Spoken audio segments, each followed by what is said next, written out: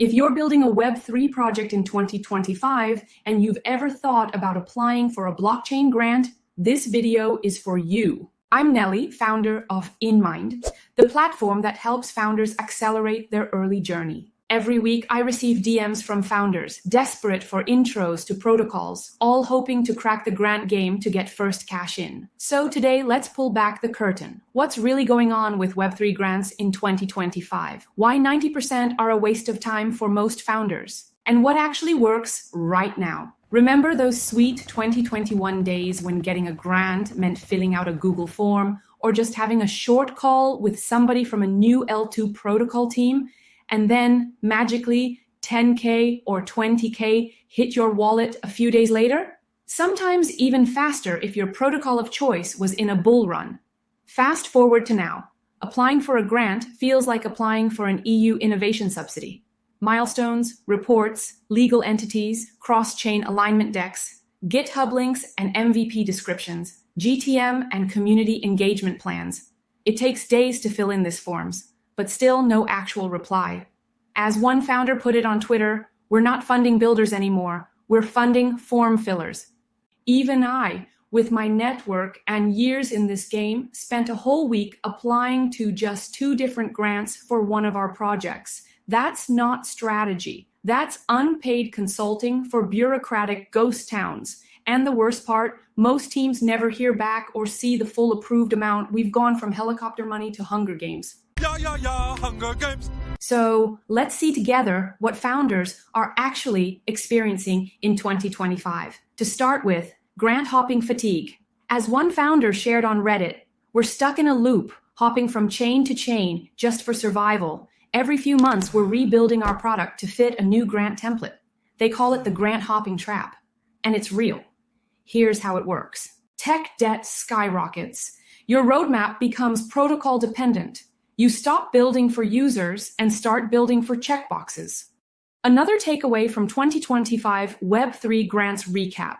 It seems that age bias is alive and well. Another dev on ethdev subreddit wrote, I've been rejected for grants of $50 to $3K. I think they assume I'm too young to execute.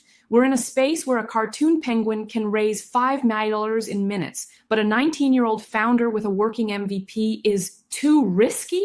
Absurd. But it happens. That's absurd. Yeah, that's absurd. Next thing to remember about the inner circle problem. Another founder in a Solana forum said, if you don't have the right contact, your application goes into a black hole.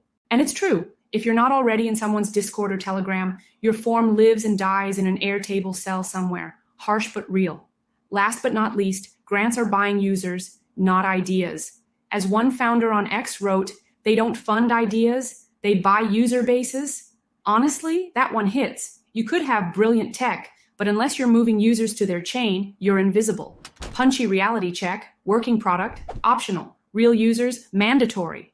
So, what actually works now? Here's what I tell founders I mentor, and what we do ourselves. Start with traction.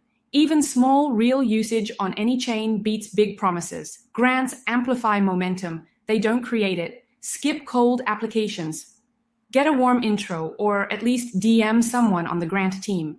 Cold Notion forms are graveyards. Pick your blockchain and stay loyal. Jumping between different L2 ecosystems every 3 months? Not worth it.